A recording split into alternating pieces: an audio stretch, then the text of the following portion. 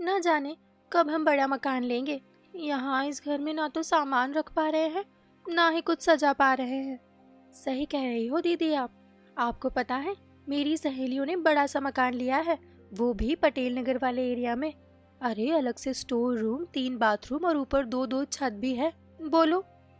वही तो बात है ना, जब मैं इस घर में शादी करके आई थी तब तो सिर्फ हम 4 ही लोग थे, लेकिन उसके बाद काजल हुई, उसके बाद तुम्हारी शादी हुई, घर में लोग बढ़ते गए, लेकिन मकान तो उतना का उतना ही है। हाँ, अब तो मेरा मुन्ना भी आ गया है, उसका ही कितना सामान रखना होता है, उसके कपड़े, खिलौने, उसका झूला और भी बहुत कुछ। अरे मैंने तो कितनी बार कुलदीप से कहा है कि नया घर देख लो, वो मेरी बात सुनते ही नहीं कभी। मैंने भी कितनी बार कहा अमित से, वो भी मेरी कहाँ सुनते हैं।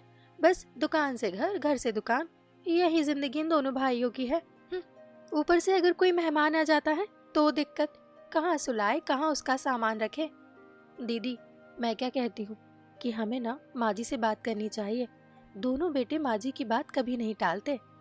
अरे हाँ, ये बात तो तुमने सही कही नैना, दोनों बेटे हमारी बात को अनसुना भी कर सकते हैं, लेकिन अगर माँ जी उनसे कहेंगी ना तो वो मना नहीं करेंगे। वैसे भी माँ जी को तो यहाँ रहे या बड़े मकान में उन्हें कोई खास फर्क नहीं पड़ता, लेकिन हमें तो अब नए मकान की बहुत जरूरत है। वो सब तो ठीक है छोटी, लेकिन माँ जी से कहेंगे क्या? वो हमारी बात क्यों मानने लगी भला? दीदी उन्हें मनाना नहीं, दिखाना पड़ेगा कि हमें इस घर में कितनी दिक्कत है, जिससे वो खुद अपने बेटों से बात करे। हम ऐसा दिखाएंगे कि यहाँ उनकी पोती काजल और मुन्ने रोहित के लिए भी जगह नहीं है। और वैसे भी माँ जी बहुत भोली है, वो मान जाएंगी। हाँ सही कहा दीदी, हमें बस उनकी आंखों के सामने ये जताना है कि यहाँ हमें इस घर में बहुत दिक्कत है। पूजा और नैना को अब किसी भी हालत में नया मकान चाहिए था। अब इसके लिए उन्होंने अपनी सास के सामने ये जताना शुरू कर दिया कि उन्हें इस घर में बहुत तकलीफ हो रही है। नैना जरा सुनना तो। हाँ दीदी बोलिए ना, क्या हुआ? आप बहुत परेशान लग रही हैं। अरे आज के दिन काजल को तेरे कमरे में पढ़ाई करने देना प्लीज। क्यों दीदी, क्या हुआ? अरे कुछ नहीं, हमारे कमरे में शोर बहुत हो रहा है, काजल पढ़ नहीं पा रही है, इसलिए कह रही हूँ आज के दिन काजल को तेरे कमरे में पढ़ाई करने देना। दीदी काजल तो मेरी बेटी जैसी है, लेकिन मेरे कमरे में रोहित बार बार रोता है, कभी सोता है कभी बैठता है, इससे काजल ना वहाँ पढ़ाई नहीं कर पाएगी। हाँ ये बात भी सही है तेरी, मुन्ना भी तो छोटा है अभी, उसके लिए भी तो जगह चाहिए होती है। अरे दीदी रात को भी इस मोहल्ले में बहुत शोर होता है, इसलिए रोहित तो सो ही नहीं पाता, बहुत परेशान हो गई हूँ मैं तो।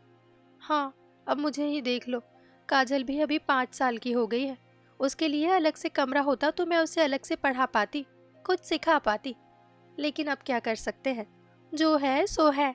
हाँ सही कहा दीदी, अब हमें एडजस्ट तो करना ही होगा ना। चल कोई बात नहीं, काजल को अपने कमरे में ही शोर में ही पढ़ाई करवा देती हूँ, अब जैसे भी मार्क्स आएंगे देखा जाएगा। पूजा और नैना का ये प्लान इस तरह चलता रहा। कुछ दिनों तक वो हर बात पर अपनी सास को ये समझा रही थी कि इस घर में उन्हें कितनी दिक्कत है।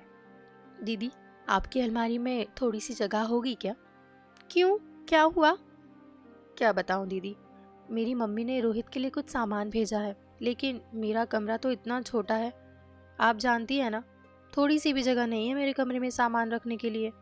हाँ ये बात भी सही है, लेकिन सच कहूँ जगह मेरे कमरे में भी नहीं है।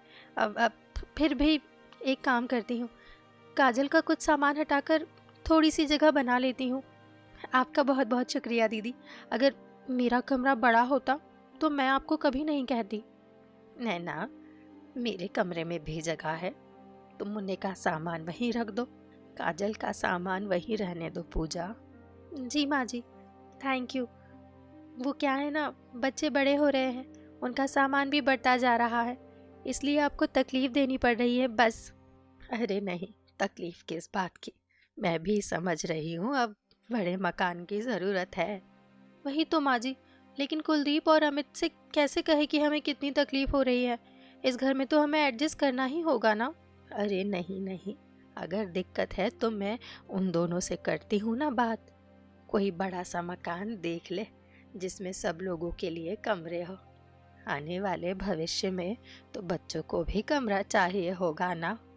जी माँ जी, अगर आप बात करेंगे तो वो दोनों आपकी बात कभी नहीं टालेंगे। हाँ माँ जी, आप रात को ही उन दोनों से ही बात कर लीजिएगा। ठीक है बहू, ठीक है। पूजा और नैना का प्लान अब जाकर कामयाब होने वाला था। सुमन रात को अपने बेटों से बात करने वाली थी। अब सुमन को और अपने पतियों को खुश करने के लिए पूजा और नैना ने अपनी सास की पसंद का खाना बनाया। रात को जब सब लोग खाने की टेबल पर बैठे थे, अरे वाह, आज तो सब कुछ माँ आपकी पसंद का बनाया गया है। चलो अच्छा है, कभी कभी माँ की पसंद का भी खाना बनाया करो। अरे हम तो रोज ही माँ जी की पसंद का खाना बनाए, इतनी अच्छी माँ जी है हमारी। बाकी सासों को देखा है आपने कैसी होती है? हमारी माँ जी तो हमसे कुछ नहीं कहती। माँ तो पहले से ही कोमल स्वभाव की रही है। अच्छा अच्छा, बस करो मेरी तारीफ करना सब लोग।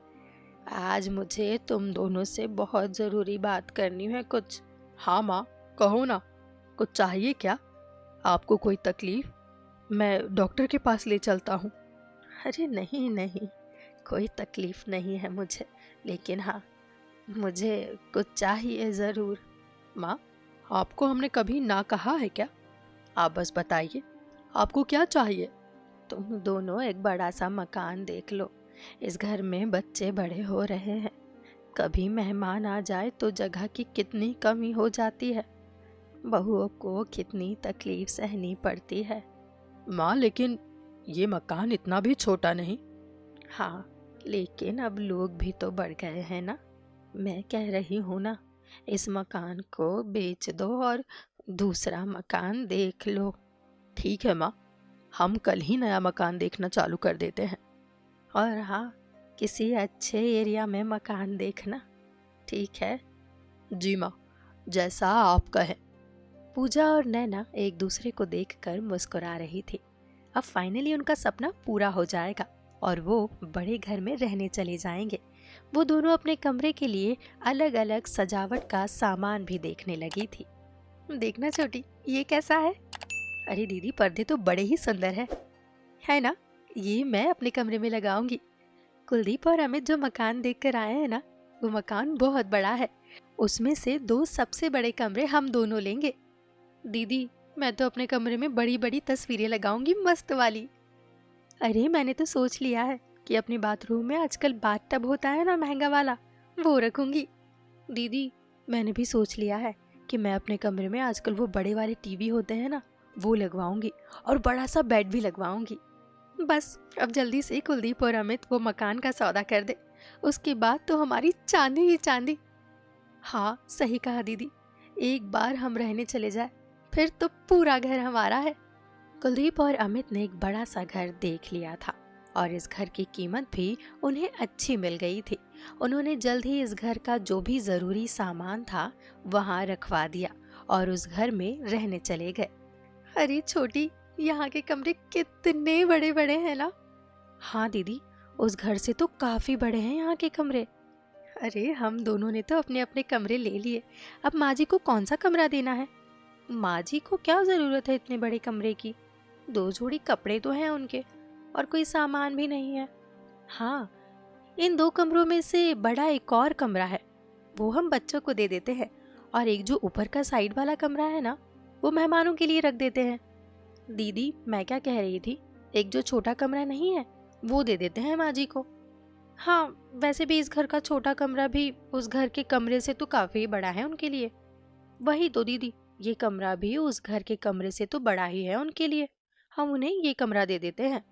हाँ, यहाँ पुरानी अलमारी भी आ जाएगी और कुछ खास करने की जरूरत भी नहीं पड़ेगी। माँ जी को क्या फर्क पड़ता है, नए पर्दे है या नहीं, सजावट है या नहीं। अरे उनके लिए तो एक छोटा सा कमरा भी बहुत है। कोई बात नहीं बहू, मेरे लिए तो ये कमरा बहुत है। तुम दोनों तो खुश हो ना अब इस घर में आकर? यहाँ तो बहुत जगह है घर में सबके लिए। हाँ माँ जी, जगह तो बहुत है, लेकिन नया घर है और पुराना सामान रखना अजीब लग रहा है, इसलिए हम सोच रहे हैं कि कुछ सामान आपके कमरे में रख देते हैं। अच्छा, लेकिन मेरा कमरा तो पहले से ही छोटा है, वहाँ सामान रखना सही रहेगा क्या? अरे माँ जी, आपकी एक अलमारी तो है बस, उसके अलावा आपके पास और कुछ है भी नहीं। हाँ माँ जी, हम दोनों के पास कुछ सामान है, वो हम यहाँ रख देते हैं। ठीक है, तुम दोनों को जैसा समझ आए वैसा करो। सुमन का स्वभाव काफी कोमल था। वो ज्यादा कुछ भी अपनी बहू से कहती नहीं थी।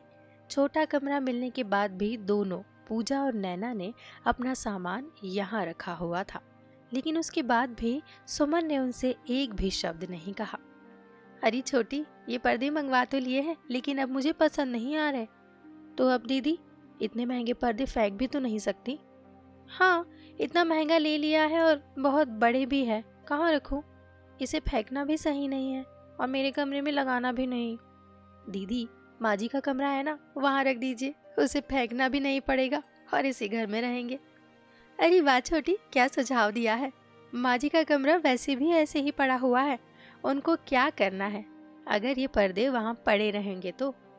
जिस सुमन की वजह से पूजा और नैना को इस बड़े घर में रहने का मौका मिला था, उसी सुमन के कमरे को उन दोनों ने स्टोर रूम बना दिया था। अरे, मैंने कहा था ना, हमारा कमरा तुम्हारे कमरे से बड़ा है। हाँ, मुझे तो विश्वास ही नहीं हो रहा था, लेकिन इस घर को देखने के बाद सच में इस घर के कमरे तो काफी बड़े बड़े हैं। उस घर के मुकाबले तुम्हारा ये घर काफी बड़ा और सुंदर भी है। अरे, हमने अपने पति को पहले ही कह दिया था कि हम ऐसे वैसे घर में नहीं रहने वाले, हमें चाहिए तो बड़ा घर ही चाहिए।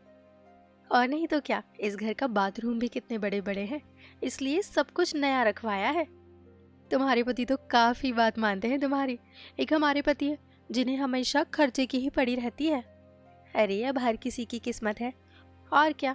वैसे उस घर में हमें उतनी दिक्कत नहीं थी, लेकिन हमने एक बार कहा और हमारे पति मान गए और कहा कि नहीं, हमारी पत्नियों और हमारे बच्चों को कोई तकलीफ नहीं होनी चाहिए। अरे पूजा, तुम तो कह रही थी कि तुमने महंगे वाले और बड़े वाले पर्दे भी लिए हैं, वो तो कहीं दिखाई नहीं दे रहे। हाँ हाँ, लिए हैं ना दीदी। दीदी ने ना वो माँ जी के कमरे में रख दिए हैं। अच्छा, अपनी सास का कमरा भी तुम दोनों ने खूब सजाया है। अरे नहीं नहीं, वो तो पर्दे बहुत ही बड़े बड़े थे और रूम के हिसाब से मैच भी नहीं हो रहे थे और मुझे ना खास पसंद आ रहे थे, तो मैंने माँ जी के कमरे में रखवा दिए। आओ ना, तुम दोनों को वो पर्दे दिखाती हूँ, माँ जी के कमरे में ही पड़े हैं।